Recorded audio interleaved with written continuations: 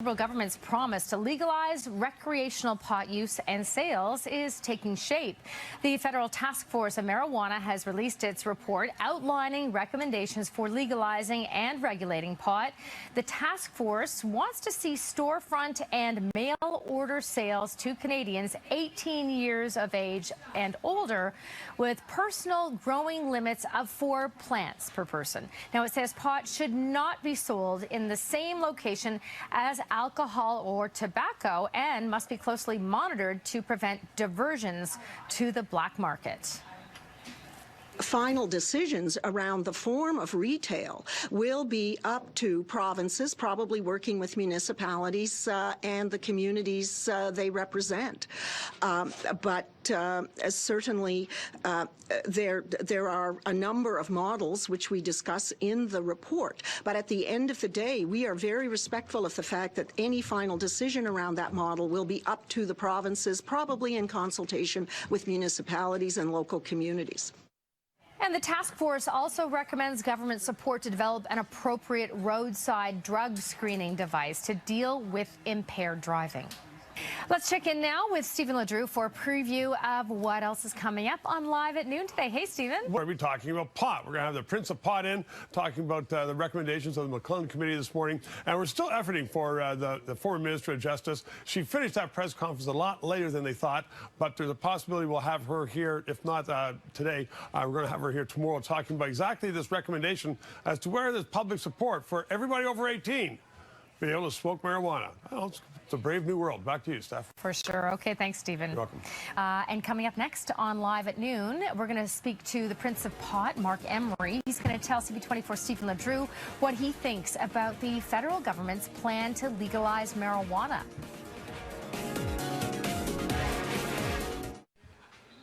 Anne McClellan let her report down about an hour and a half ago. We've invited in Mark Emery. He's otherwise known as the Prince of Pot. He's been before, and we're talking about the recommendations of this report. The essence of it is, and the government's adopted it, Anne McClellan is Mr. Trudeau's pick, is that anybody 18 or over in Canada will be able to either buy or grow pot, which means you can smoke it, shoot whatever you want with it. So we'll become a culture where you have that open access to pot. Is that a good thing? Oh, the report was, the summary that Anna McClellan delivered was great. I approve of almost everything in it. She did start out by saying we're going to need to arrest more people and spend more money on policing in the initial years. That was alarming. We should probably stop arresting Canadians right today. The government. Well, why do you think she said that? I mean, if everybody can smoke it, why? Who are they going to arrest? Because you need to buy off certain sectors of Canadian society, and police departments are influential to the government. They get a lot of money, and they need to be reassured that their budgets won't be tampered with substantially. Legalization would normally mean a reduction in police, prison, and court budgets. Well, that's why I'm asking you, because it should. I'm curious about what you're saying, that why she would say that. Because if she said we can slash police budgets by 20% in every urban municipality in this country, that would alarm the police departments. And well, of course, by the other hand, Mark, if she simply said, you know what, we're going to have everybody have access to it, and police don't have to worry about this anymore, so now they can worry about crime. In other words, they don't have to cut the police services, just say they can now have the policemen and women to do what they really should be doing. Well, I would agree with you. But concentrating on the positive, though, she seems to be able to project that the government might embrace the idea of Canadians growing in their own home or growing in their backyard, or people like me who have a shop called Cannabis Culture selling marijuana today in this city, blocks from here. I'm hoping that they will sanction that and make us a licensed outlet. Speaking of police, so let's talk about the fact that many police, in fact, we had them here last week, talking about driving under the influence, either alcohol or marijuana. They say it's a bad thing. Accidents are up, and they can detect now. They have new ways of detecting whether a person has been in an accident, particularly driving under the influence of marijuana. What's your view on that? Should we have enforcement of that? I drive under the influence of marijuana every day of my whole life. I've never had an accident. Are you under the influence now? No, haven't had a chance today. You called me early.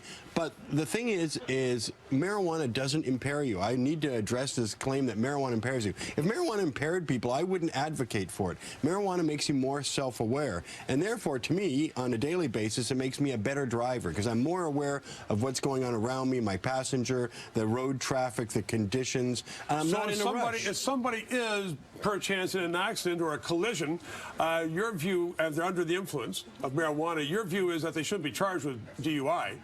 Because they're fine.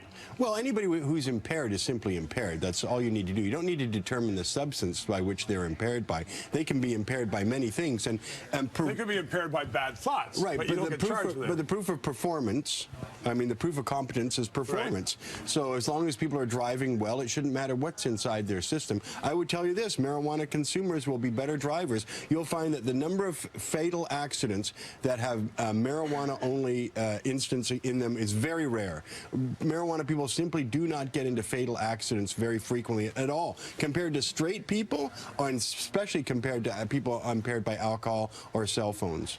So when you know how a cell phone, that's a completely different matter. You got a very good point on that one. When you're talking about straight people, you're just talking about people who have not smoked. Yeah, not smoked marijuana. I would say marijuana people are much more trustworthy in many social settings and many performance settings. The Prince of Pot. You may be becoming the King of Pot pretty soon. Who knows if this keeps on going. Thanks very much today for it, Mark. Nice to be here. Okay, quick break. When we come back, we're going to go over to City Hall. George is there. We're talking about tolls. Right back after this.